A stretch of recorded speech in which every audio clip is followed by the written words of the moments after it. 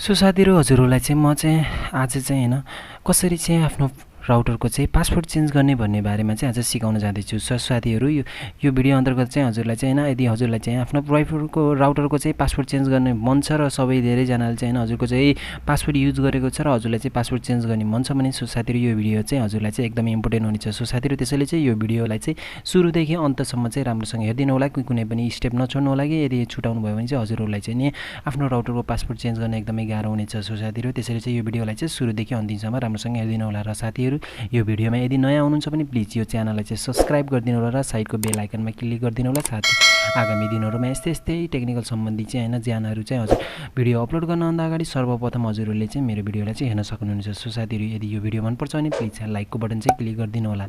So साथीहरु म चाहिँ अब चाहिँ विषयवस्तुतिर लाग्न अगाडि चाहिँ साथीहरु चाहिँ म चाहिँ आफ्नो हजुरलाई चाहिँ मोबाइलको स्क्रिनबाट देखाउँदै छु कि कसरी एउटा राउटरको चाहिँ पासवर्ड चेन्ज गर्ने भन्ने बारेमा। सो साथीहरु यदि हजुरलाई चाहिँ राउटर पासवर्ड चेन्ज गर्न छ भने हजुरलाई चाहिँ हैन आफ्नो राउटरको चाहिँ आईपी एड्रेस चाहिँ थाहा हुनु पर्ने हुँदछ। सो साथीहरु सबै आफ्नो राउटरको चाहिँ आफ्नो आईपी एड्रेस हुने गर्दछ। सो साथीहरु कसरी चाहिँ आफ्नो राउटरको चाहिँ आईपी एड्रेस कुन हो भनेर थाहा पाउनु छ भने सो साथीहरु हजुरहरु चाहिँ आफ्नो चाहिँ सेटिङमा जानु होला। सेटिङमा गइसकेपछि हजुरहरु चाहिँ हैन वाइफाईमा क्लिक गर्नु होला। वाइफाईमा क्लिक गरेपछि देख्न सक्नुहुन्छ हजुरको चाहिँ आफ्नो वाइफाईको चाहिँ राउटर चाहिँ त्यो साइड देखाउँछ कि यता चाहिँ हैन एरो देखाएको छ आफ्नो वाइफाईको चाहिँ यता साइडमा देख्नुहुन्छ एरो छ। सो एरो अप्सनमा क्लिक गरिदिनु होला। यदि गरिसकेपछि तल देख्न सक्नुहुन्छ हजुर चाहिँ राउटर लेखेको छ। राउटरमा देखेको छ हजुरले 192.168.1.254 चाहिँ मेरो आईपी एड्रेस हो मेरो राउटरको। सो साथीहरु यसरी चाहिँ हजुरले चाहिँ आफ्नो चाहिँ राउटरको चाहिँ आईपी एड्रेस चाहिँ थाहा पाउन सक्नुहुन्छ। यदि थाहा पाइसकेपछि हजुरले चाहिँ आफ्नो चाहिँ क्रोम ब्राउजरमा जानुपर्ने हुन्छ। सो साथीहरु म चाहिँ क्रोम ब्राउजरमा गइसकेको छु।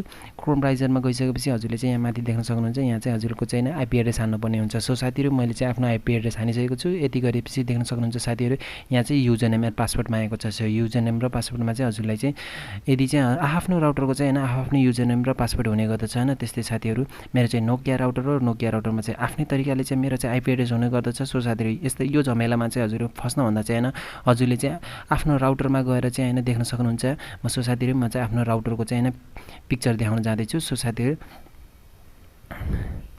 सो साथीहरु देख्न सक्नुहुन्छ मेरो चाहिँ यो राउटरको फोटो हो। यो राउटरको फोटोमा चाहिँ पछाडी ब्याक साइडमा देख्न सक्नुहुन्छ एउटा चाहिँ यसरी चाहिँ हैन लेखेर आएको हुने गर्दछ। सो साथीहरु देख्न सक्नुहुन्छ यहाँ लेखेको छ देख्नुहुन्छ यहाँ पनि हजुरको चाहिँ आईपी एड्रेस लेखेको हुन्छ। सो देख्नुस् एडमिन आईपी भनेर लेखेको छ 192.168.1.254 यो चाहिँ हजुरलाई मैले चाहिँ अगाडि देखाइसकेको छु हैन आफ्नो वाइफाईबाट चाहिँ हैन कसरी चाहिँ आईपी एड्रेस भनेर। सो साथीहरु यहाँ पनि त्यही नै आईपी एड्रेस हुने गर्दछ। सो साथीहरु त्यसपछि तल देख्न सक्नुहुन्छ युजर नेम एन्ड पासवर्ड लेखेको छ। सो युजर नेममा देख्न सक्नुहुन्छ युजर नेममा चाहिँ युजर एडमिन लेखेको छ र पासवर्डमा चाहिँ देख्नुहुन्छ 24621446490। सो यही चाहिँ हजुरले चाहिँ हैन युजर नेममा चाहिँ हैन हजुरले चाहिँ युजर एडमिन र अनि पासवर्डमा चाहिँ यो पासवर्ड राखेपछि हजुर चाहिँ सिधै चाहिँ हैन आफ्नो चाहिँ हैन एडमिनको चाहिँ हैन भित्र चाहिँ हैन होम पेजमा चाहिँ पुग्न सक्नुहुन्छ। सो साथीहरु म चाहिँ ढिलाइ नगरिकन चाहिँ म चाहिँ यही हैन युजर नेम एन्ड पासवर्ड राख्ने छु र हजुरलाई चाहिँ भित्रको चाहिँ होम स्क्रिनमा चाहिँ देखाउन जाँदै छु। सो साथीहरु देख्न सक्नुहुन्छ म चाहिँ हैन आफ्नो चाहिँ हैन राउटरको चाहिँ होम स्क्रिनमा आइसकेको छु। सो साथी यदि गरिसकेपछि हजुरको चाहिँ आफ्नो राउटरको चाहिँ हैन आफ्नो सिस्टम हुने गर्दछ।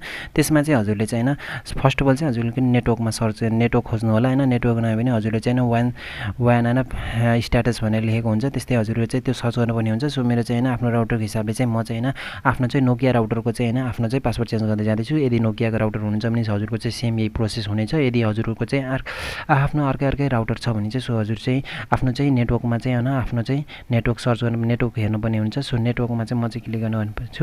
सो नेटवर्कमा क्लिक गरिसकेपछि देख्न सक्नुहुन्छ वायरलेस 2.4 गिगाहर्ज भनेर लेखेको छ। सो साथीहरु हजुरको चाहिँ अरु राउटर छ भने यस्तै तरिकाले चाहिँ हजुरको चाहिँ हैन वायरलेस लेखेको हुनेछ। वायरलेस आफ्नो राउटरको नाम हैन 2.4 गिगाहर्ज यस्तै हजुरको चाहिँ कति कुन मोडलको हो त्यही हिसाबले चाहिँ हजुरको आउनेछ। सो साथीहरु म चाहिँ हैन आफ्नो चाहिँ वायरलेस चाहिँ 2.4 गिगाहर्जमा चाहिँ क्लिक गर्न जाँदै छु। सो यदि गरेपछि साथीहरु हजुरको चाहिँ एउटा यस्तो इन्टरफेस आउनेछ। सो यति इन्टरफेस आइसकेपछि तल देख्न सक्नुहुन्छ यहाँ चाहिँ एसएसआईडी कन्फिगरेसन भनेर लेखेको छ। सो साथीहरु यसमा चाहिँ हजुरले चाहिँ तलपट्टि देख्न सक्नुहुन्छ यहाँ चाहिँ हैन शो पासवर्ड भनेर अप्सन आएको छ। सो हजुरले चाहिँ जुम गरेर देखाइदिन्छु।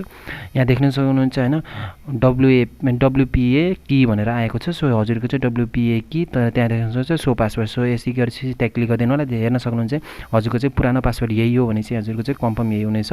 सो हजुरले यति गरिसकेपछि हजुरले चाहिँ यहाँ के गर्नुपर्ने हुनेछ भने चाहिँ यहाँ चाहिँ हजुरले चाहिँ टिक गरेर चाहिँ हजुरले चाहिँ हैन यसलाई चाहिँ हैन काटेर चाहिँ हैन आफ्नो चाहिँ एउटा पासवर्ड राख्न सक्नुहुनेछ। सो साथीहरु मैले चाहिँ हैन कुनै पनि तरिकाले चाहिँ हैन आफ्नो पासवर्ड चाहिँ चेन्ज गर्ने पनि छैन। सो हजुरलाई चाहिँ म चाहिँ एउटा एक्जाम्पलको लागि देखाउन चाहेको छु। सो हजुरले चाहिँ यहाँ चाहिँ यसरी चाहिँ हैन आफ्नो पासवर्ड राख्नु होला। पासवर्ड राखेपछि हजुरले चाहिँ यहाँ चाहिँ देख्न सक्नुहुन्छ सेभ मोड अप्सन आएको छ। सो सेभ मोडमा चाहिँ हजुरले चाहिँ सेभ गरिदिनु होला। सेभ गरिसकेपछि हजुरको चाहिँ एकछिन समयपछि लोडिङ लिन्छ। लोडिङ लिसकेपछि हजुरको चाहिँ पासवर्ड चेन्ज हुनेछ र हजुरको चाहिँ हैन सबै वाइफाई चाहिँ कट हुनेछ है। हजुरले किनकि पासवर्ड चेन्ज गर्नु भइसकेको छ नि त, त्यसैले चाहिँ हजुरको चाहिँ वाइफाई सब कट हुनेछ र फेरि हजुरले चाहिँ आफ्नो वाइफाईमा गएर चाहिँ हजुरले चाहिँ हैन आफ्नो चाहिँ हैन पासवर्ड चाहिँ हैन राखेर चाहिँ हैन फेरि चाहिँ कनेक्ट गर्न सक्नुहुन्छ। सो साथीहरु यति नै चाहिँ यो भिडियोमा चाहिँ हजुरले चाहिँ आफ्नो वाइफाईको राउटर चाहिँ कसरी चाहिँ पासवर्ड चेन्ज गर्ने भन्ने बारे चाहिँ हजुरलाई चाहिँ जानकारी दिइसकेको छु। सो साथीहरु यो भिडियो कस्तो लाग्यो हजुरलाई चाहिँ प्लिज यो भिडियो मन पर्छ भने प्लिज लाइकको बटन चाहिँ क्लिक गरिदिनु होला र सब्स्क्राइब गरिदिन चाहिँ नबिर्सिनु होला। सो साथीहरु यो भिडियोमा चाहिँ यति नै सानो एउटा छोटो मिठो चाहिँ राउटर आफ्नो चाहिँ हैन वाइफाईको राउटरको पासवर्ड चाहिँ कसरी चेन्ज गर्ने भन्ने बारेमा चाहिँ हजुरलाई चाहिँ जानकारी दिइसकेको छु। सो साथीहरु यो भिडियोमा चाहिँ यति नै एन्ड गर्छु है त।